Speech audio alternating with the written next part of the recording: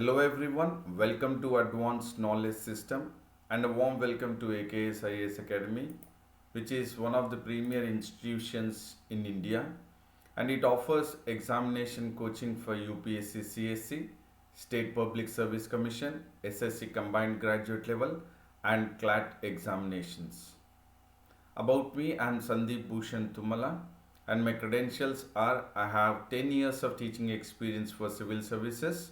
I take up international relations and internal security and the analysis of the Hindu newspaper. And this session, I would be emphasizing on the keywords and the key phrases from the newspaper. And while emphasizing on the keywords and the key phrases, we will identify the factual, analytical and conceptual questions for the preliminary examinations of UPSC. And while you imbibe the keywords and the key phrases in your answer writing, your answers for the mains examinations would be precise and concise. Thereby, you will score higher marks in the mains examinations. So, this session will certainly help you to score higher marks for the mains 2020, as well as it will help you to crack prelims and mains 2021.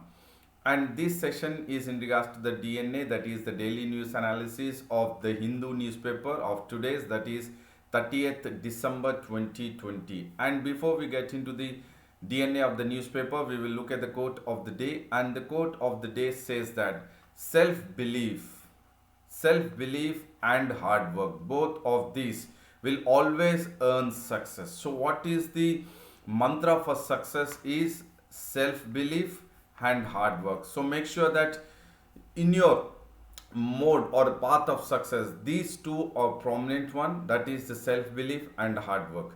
Now we'll get into the analysis of the daily newspaper, that is the Hindu, and the news which we'll be discussing is in regards to the digital ocean. So Inquis has launched the digital ocean, that is Union Minister for Science and Technology Eshwar has launched the digital ocean platform of Indian National Center for Oceanic Information Service, and this is a one-stop solution for all the data which are related to the wide range of users which are focusing on the oceanic information study. So the keyword here is digital ocean platform, which has been launched by our Union Minister for Science and Technology, Mr. Harshvardhan. And this digital ocean platform, it includes research institutions, operation agencies, strategic users, academic community, maritime industry and the public. So this is the entire platform which will provide a one-stop solution for all the data related to the wide range of users, that is research institution, operational agencies, strategic users, academic community, maritime industry and the public. And this digital ocean platform is on www.do.inquis.gov.in, and this platform is expected to bring a sea change, that is an enormous overall change in regards to how the oceanic data is served. That means how best the oceanic data can be better understood and having the better understanding of the oceans which are surrounding India. So we would be getting into the mode of better understanding of the oceans which are surrounding the India, that is Indian subcontinent, and we will have a better understanding of the oceanographic data. So here the keyword is oceanographic data is also the keyword, along with the keyword of digital ocean platform, which has been launched by our Union Minister for Science and Technology Harshvardhan. And this platform or digital ocean platform is a central role for sustainable management of our oceans. So this will provide a sustainable management for our oceans, and it will also expand the initiative taken by our government of India, that is Blue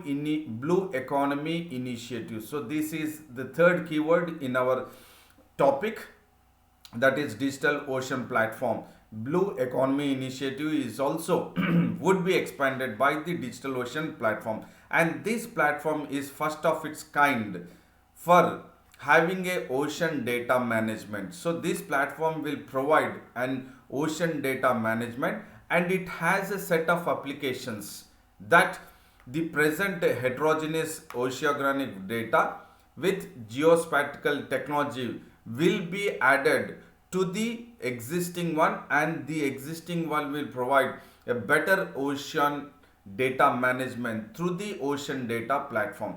And the ocean data platform will facilitate a online interactive web based environment for the entire data integration, and it will also have a 3D and 4D data visualization, and it will also facilitate a data analysis so that we can have access to the evolution of oceanographic features which are obtained from multiple sources, like for example on-site monitoring devices, remote sensing and model data. So the data which is obtained by these various sources like monitoring devices, remote sensing and model data, this entire data would be analyzed, and the analyzed data would assess the evolution of oceanographic features. So here the keyword is evolution of oceanographic features is also a key phrase which can be very crucial for you for putting it or adding it or imbibing in the short notes for the mains answers. And INCOIS provides oceanic information, and it is an advisory service to various stakeholders in the country, and it will also provide oceanic information, that is it will also be as a various advisory services to various stakeholders for potential fishing zone advisories as ocean state forecast, for high alert or high wave alerts, and also for the tsunami early warning system, along with any kind of storm surge or oil spill advisories. So it is an advisory service like as we discussed PFZ, that is potential fishing zone advisories, ocean state forecast advisory, high wave alerts, tsunami early warning systems and storm surge and oil spill advisories. And these all this will be provided as an advisory services by the INCOIS by using the state of art technologies, and these tools which are part of the state of art technologies will get or will provide a real-time information on oceanographic and marine meteorological data. So this will provide information on the crucial data by the state of the art technologies. And INCOIS also serves as the National ORGO Data Center and Regional ORGO Data Center of the entire International ORGO program. We will look at what is ORGO. ORGO is an international program that collects information from inside the ocean. How does it collect the information from inside the ocean? By using a fleet of robotic instruments. So we will look at which are the instruments which are used to collect the information which are inside the ocean, and that keeps on drifting with the ocean currents. So this ORGO, which is an international program which will be inside the ocean using a fleet of robotic instruments, and that drifts within the ocean currents and it moves up and down between the surface and mid-water level, that is between the surface and the mid-water level. So this is the place wherein the international program, that is, so ORGO is an international program which will collect information from the ocean using a fleet of robotic instruments which drifts with the ocean currents. So its movement is based on the ocean currents which will keep on moving up and down. So here we can see the circle up and then down movement. So this is the ORGO. It's an instrument, it's a robotic instrument, and this moves from the surface to the mid water level, and each instrument it's called as float. Each instrument, that is ORGO, it's called as float, and it spends almost all its lifetime below the surface of the water. And if you look at this is the ORGO, and you have a satellite antenna at the top, and then at the bottom you have the hydraulic bladder, which you also have the battery, and then you have various circuits, boards and satellite transmitter, which will provide along with the gear motor, which will provide information which is inside the ocean. So this ship drops the float. This means the ORGO, which drops the float, that is ORGO, into the ocean, and then it keeps on moving using a fleet of robotic instruments, and that keeps on moving as per the ocean currents, that is up and down in a almost circular motion.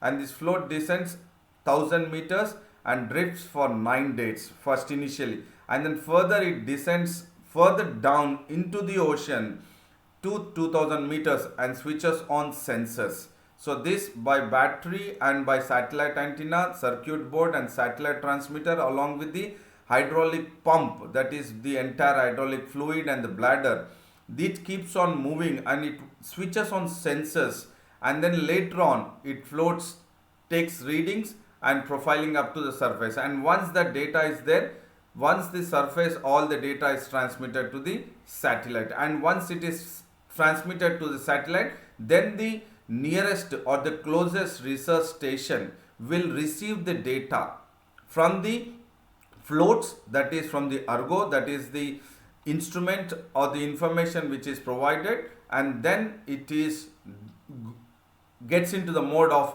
how the information or the research station will further analyze the information about the oceanic study. So this is the information or the analysis which we have done, which will be very much crucial for the prelims perspective as well as mains perspective also. So you can use it as a short notes of this entire analysis what we have done in regards to the about inquires and ORGO, and how this is actually useful and how does it works and what information it provides through the satellite antenna which is fixed to the ORGO, and then that information to the satellite, and then the nearest research station will receive the data, and then further it will analyze the entire oceanic data.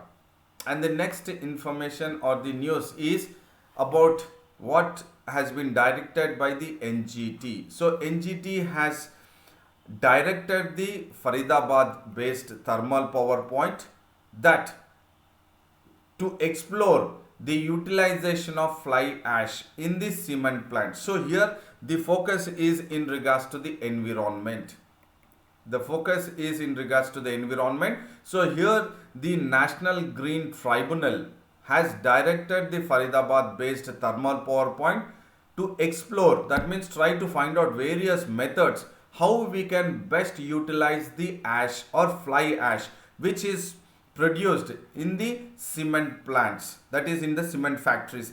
And also the NGT has directed the CPCB, that is Central Pollution Control Board, to check and to monitor whether this covering of the ash dump, that is by the ash plants or through from the ash or the cement plants wherein the thermal power plant is based, when the ash is actually getting into the environment and there is entire covering of the ash dump, whether this ash dump meets any scientific environmental norms. So it is not only directing the Faridabad based thermal power point to explore the utilization of fly ash, but it is also asking whether these fly ash dumps are meeting the scientific environment norms. So here the focus is on the environment, so that we will not pollute the air. We will not pollute the air, or else there would be minimum air pollution because of the Faridabad based thermal power point in regards to the how best we can explore the utilization of fly ash and the ash dump, whether it meets the scientific environment norms. And whether it meets the scientific environment norms or to explore the utilization of fly ash, This can be done by the CPCB, that is Central Pollution Control Board, and it can be done in 2 months to assess, to explore, and to find out whether the ash dump meets the scientific environmental norms. And the power plant, that is the thermal power plant, may also explore, as we discussed, utilization of the fly ash, and the thermal power point should also ensure that there is no air pollution which is caused during the transportation and handling of the thermal power plant. So here the main focus is utilization of fly ash is one keyword, utilization of fly ash, and whether the ash dump meets the scientific environment norms, and there would not be any air pollution during the transportation and handling of the thermal power point in regards to the cement plants. So these keywords are crucial for prelims and a conceptual understanding about how the air pollution can take place, and about the fly ash, that is in regards to the thermal power points wherein the degradation of environment can take place, and it would also cause health hazards onto the people who are living in that particular surrounding or geographical area.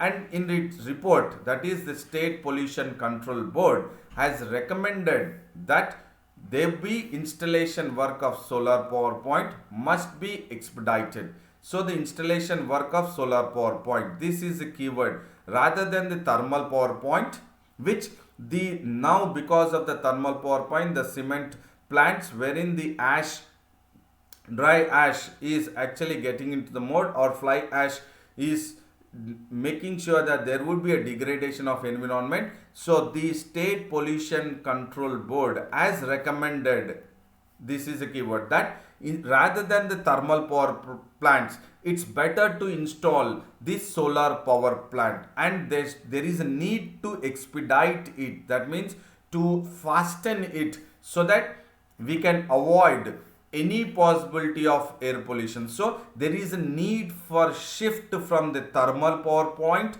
plant to solar power plant. So this is the key phrase which you can use or imbibe in your short notes, that the necessity and the need of the hour is to shift the gear from using or getting into the mode of thermal power plant to solar power plant. And the direction also, that is by the National Green Tribunal, the direction has come because the NGT was hearing a plea by a petitioner who has alleged that illegal disposal of fly ash by the thermal power plants in Faridabad is causing health hazards, not only in regards to the environment but also in regards to the health of the citizens. So it is regards to health and environment that we have analyzed this, the directions given by the National Green Tribunal, and directed the Faridabad based thermal power plant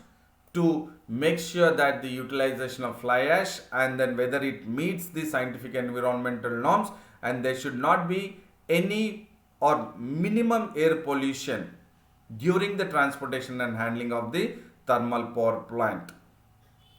And there is another news which our Prime Minister Narendra Modi has spoken, that is, he said, put development above politics. So he has made this statement saying that development should be above politics when he has flagged off, or during the flagging off, or he has flagged off the first train of 351 kilometers, which is from New Bhaupur to New Khurja section, and both these sections are in Uttar Pradesh, and it is part of the Eastern Dedicated Freight Corridor. So this is the keyword here for your prelims as well as mains perspective in regards to the infrastructure development, and focusing especially in regards to the railways, both in regards to the passenger and in regards to the freight.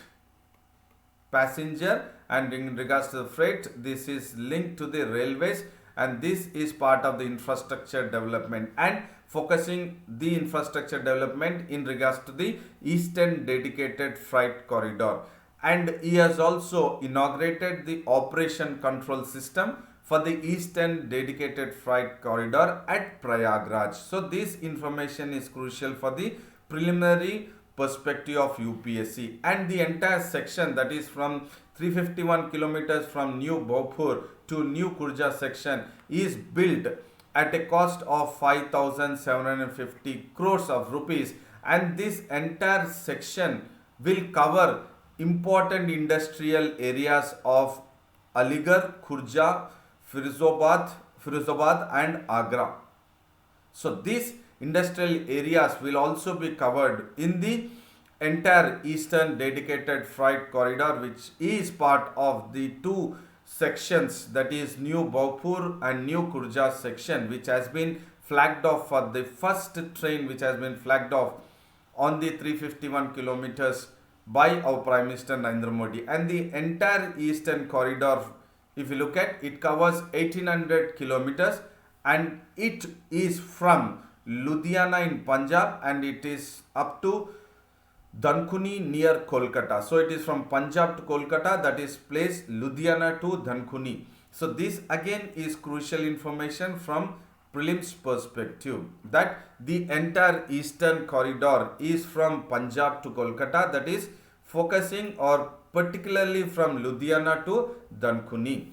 And our Prime Minister has said that railways have played a huge role, especially in regards to the farms, industries and markets. And these farms, industries and markets are dependent on freight movement. So when they are dependent on freight movement, definitely railways have played a huge role in the farming industries and also market.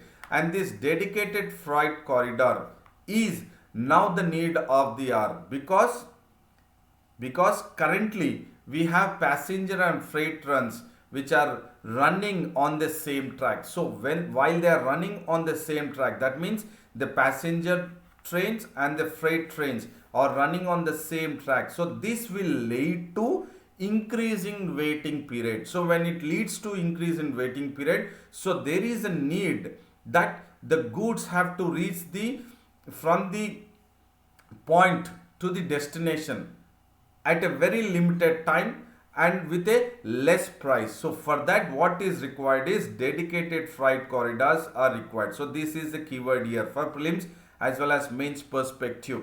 Economy, from economy perspective, the dedicated freight corridors are necessary because right now or currently passenger and freight trains are running on the same tracks, and it leads to lot of consuming of time. And once we have the dedicated corridor, what is the advantage of it is it improves the punctuality of passenger trains. Not only it will reduce the time for the waiting period of the freight, but it also improves the punctuality of the passenger trains. And it can also, in regards to the freight trains, if you consider, it will move, the movement of the freight trains will be 3 times faster, and it will be able to transport twice the amount of freight. That means the prices of the goods will also reduce, because the faster the movement, the price reduce, because the movement of the goods also take very faster, because it reaches at a very less time, and then the transport charge also will be reduced, and freight trains will also reach on time, and it will bring down the transportation cost, wherein it will reduce the cost of various goods. So these are the advantages of having the dedicated freight corridors. So this can be as a short notes for your mains examination in regards to the dedicated freight corridors as part of your mains examination in regards to the economy perspective. So this we are focused from the Eastern Dedicated Freight Corridor and the importance of the dedicated freight corridors. And we have also seen that the IAF chief, that is IAF Chief Marshal RKS Bhaduria, has said while he was speaking at the webinar at Vivekananda International Foundation, he has made it very clear that Pakistan has increasingly become a pawn in the Chinese policy. That is, pawn is it is a kind of puppet in the Chinese policy. That is, Pakistan has become a puppet in Chinese policy. So here the focus is Chinese policy. The keyword is Chinese policy. How it has become, Pakistan has become a pawn in the Chinese policy because under the increasing CPEC, that is China-Pakistan Economic Corridor, this is a debt trap by China towards Pakistan, and Pakistan will certainly be in a debt trap. This is the statement made by IAF chief RKS Bahaduria. And not only the CPEC debt trap, that Pakistan will become a pawn in the Chinese policy, but militarily also it will be totally dependent on China. So along with the CPEC, military dependence is also certainly to be experienced by Pakistan in the near future. This is what the statement made by our Air Chief Marshal RKS Bahaduria. And he has made it very clear that what is important is national security challenge. And we should understand China's game plan. That means India should understand China's game plan, because what is important at this juncture for India and every time our foreign policy is national security challenge. That means we have to focus on national security. What are the challenges? And we need to provide the security to country. And for that, we need to first understand the China's game plan. And China is certainly deepening to evolve Sino-Pakistan relationship. So we need to understand the game plan and the deepening, evolving of the relationship between China and Pakistan. So these two are certainly the national security challenge. So this is the keyword here. National security challenge is the understanding China's game plan and looking it very keenly, the evolving relationship of Sino-Pakistan. And we should also focus on China's aspiration, which wherein China's aspiration is at the global front, but at the same time regional domination is part of the global leadership what China is trying to aspire. And what are the other regions why China's aspiration, that is global front, is increasing and certainly trying to materialize, is because of the US exit from Afghanistan. And because of this US exit from Afghanistan, we have seen increased options for China in the region, that is both to direct and through Pakistan, and then possibly again entering not only into the Pakistan but also into the Central Asia, so that it will become, or it will have the global aspiration or at a global front. And it wanted to provide or to exhibit that it is a global leader. It is a global leader, and main reason is to have that exit of US from Afghanistan, wherein China has very strategically been part or improving its presence in Pakistan through the CPEC and military support, and not only in Pakistan but it will further have its entry into Central Asia.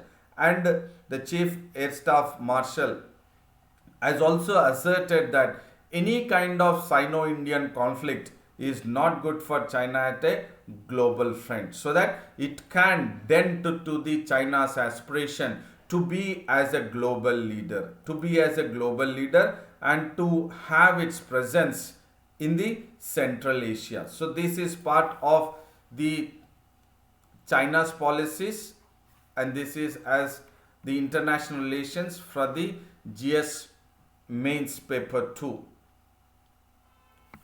And the other keyword what we will focus is GAVI Board. So what is GAVI? GAVI is Global Alliance for Vaccines and Immunization. Global Alliance for Vaccines and Immunization. So why is it in news, GAVI Board? Because Harshvardhan, that is Union Health Minister Harshvardhan, has been nominated by GAVI as the member of GAVI Board. So GAVI is Global Alliance for Vaccine and Immunization. So Union Health Minister of India or Indian Union Health Minister Eshwar has been nominated by GAVI as a member of the GAVI board, and he will be representing Southeast Area Regional Office and Western Pacific Regional Office constituency on the GAVI board. So as a member of the GAVI board, he would be, that means Mr. Harshavardhan would be representing Southeast Asia Regional Office and the Western Pacific Regional Office as a member of the GAVI board. And this is actually, this what there is a, Health Minister Harshavardhan would be as the GAVI board member is now currently held by Mint Twe of Myanmar, and India or Dr. Harshavardhan will be representing India from January 1st, 2021 till December 31st, 2023. So the time period wherein Harshavardhan will be the member of the GAVI board will be from January 1st, 2021 till December 31st, 2023. And what are the responsibility of the GAVI board is it focuses on the strategic direction and policy making, and it oversees the operation of the vaccine alliance and monitors program implementation. And the board, that is the GAVI board, also provides a forum for balanced strategic decisions making, innovation and partner collaboration. So here this information is very crucial for prelims as well as mains examination, wherein we can also discuss about GAVI board, how India is part of multilateralism, that is how India is being part of the GAVI board, and what is the important and how best India is trying to prove itself again as a emerging global leader in all perspective. So this can again be useful for prelims as well as mains examination. So now we will recapitulate the DNA. This we have looked at in regards to the first, that is inchoice we have looked at. So this is in regards to the oceanography and how the ORGO, this is an international organization wherein it provides the information, data from the ocean through the satellite to the nearest agency also. So this is in regards to the geography, oceanography part of it. And this is again NGT, National Green Tribunal. We are focused in regards to the environment, how it will impact the environment, air pollution and also the health hazards. Here we have looked at the dedicated freight corridor, importance and the advantage of the dedicated freight corridors. And this as part of the international relations, how there is a possibility that Pakistan would become a pawn in Chinese policy in regards to the CPEC and the militarized or military. And this part of the GAVI board, this is from prelims as well as mains examination. So I hope this was a informative session, a knowledgeable one, and we have focused from macro and micro level from both mains as well as prelims perspective. So I would say it was informative, knowledgeable, and I would say thank you and a good luck. And then do maintain consistency, stick to your schedule and take care of your physical health and mental health. And do not forget to like the video, share the video and subscribe the AKS IAS English medium YouTube channel, and also have access to the website and the Telegram link of AKS IAS Academy, that is Advanced Knowledge System. And then see you again tomorrow for the daily news analysis. And then I hope this was a useful, informative and a knowledgeable session. Thank you very much.